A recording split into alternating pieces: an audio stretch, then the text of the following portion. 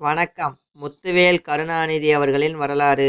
இவர் தமிழ்நாட்டில் உள்ள நாகப்பட்டினம் மாவட்டத்தில் திருக்குவளை என்னும் ஊரில் 1924ஆம் ஆண்டு ஜூன் மாதம் 3ஆம் தேதியன்று முத்துவேலருக்கும் அஞ்சுகம் அம்மையாருக்கும் மகனாக பிறந்தார். இவருக்கு 2 சகோதரிகள் இருந்தனர். இவர் தொடக்க கல்வியை திருக்குவளையில் பயின்றார். பிறகு திருவாரூரில் உள்ள நாட்டாண்மை கழக உயர்நிலைப் பள்ளியில் இறுதி வகுப்பு வரை பயின்றார். பள்ளியில் இறுதித் தேர்வில் இவர் தேர்ச்சி அடையவில்லை.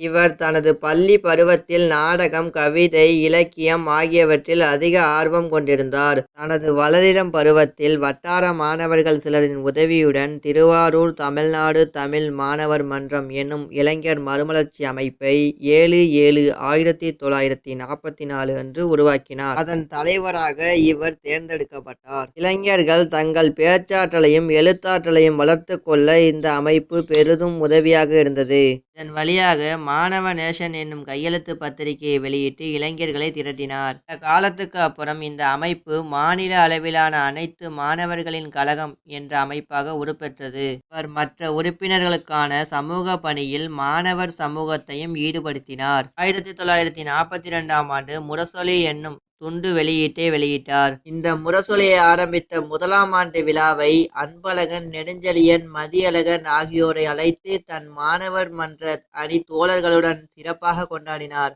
இடையில் சில காலம் அந்த இதழ் தடைப்பட்டது. பின்னர் 1946ஆம் ஆண்டு முதல் 1948 வரை மாத இதழாக வெளியிட்டார். 25 இதழ்கள் வரை வந்து மீண்டும் தடைப்பட்டது.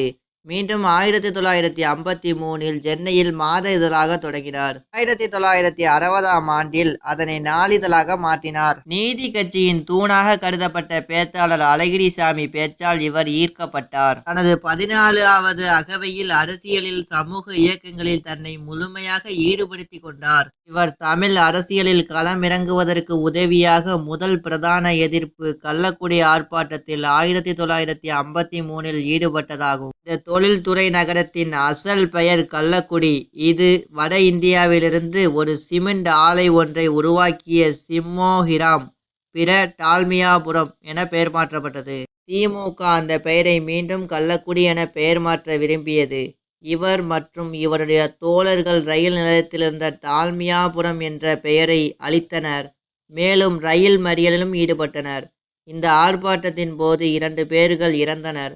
இவரும் கைது செய்யப்பட்டார். 1957இல் திமுக இந்தி எதிர்ப்பு மாநாட்டில் தமிழ்நாட்டில் நடுவண் அரசால் இந்தி திணிக்கப்படுவதை எதிர்ப்போம் என்று தீர்மானம் நிறைவேற்றப்பட்டது. 1957இல் இந்தி எதிர்ப்பு நாளாக பெருந்திரளாக மக்களுடன் அமைதியான முறையில் கடைபிடிப்போம் என்று முடிவானது. இவர் இந்த போராட்டத்துக்கு தலைமை தாங்கினார்.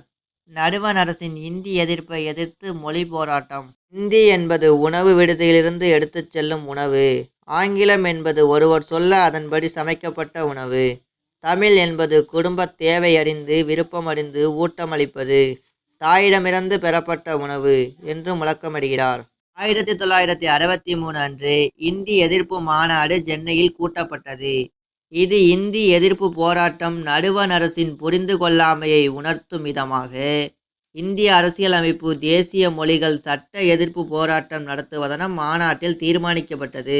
நவம்பர் 16 அன்று அண்ணாதுரையும், நவம்பர் 19 அன்று இவரும் கைது செய்யப்பட்டு 25 நவம்பர் அன்று உயர் நீதிமன்றத்தின் ஆணையால் விடுவிக்கப்பட்டனர். 1960ஆம் ஆண்டு திமுகவின் பொருளாளராக தேர்ந்தெடுக்கப்பட்டார். 1962ஆம் ஆண்டு எதிர்க்கட்சி துணைத் தலைவராக இருந்தார். 1967ஆம் ஆண்டின் பொதுப்பணித்துறையின் அமைச்சராக பதவி வகித்தார். இவர் 1977 முதல் 1983 வரை தமிழக சட்டப்பேரவையில் எதிர்க்கட்சி தலைவராக இருந்தார். இவர் அரசியல் பணிகளையும் எழுத்து பணிகளையும் ஓய்வின்றி செய்ய முடிந்ததற்கு நாளும் யோகா பயிற்சிகள், நடைப்பயிற்சிகள் ஆகியவற்றை தவறாமல் கடைபிடித்து வந்தமையே காரணமாக கூறப்படுகிறது. இவர் 50 ஆண்டுகள் திமுகவின் தலைவராக பதவி வகித்துள்ளார்.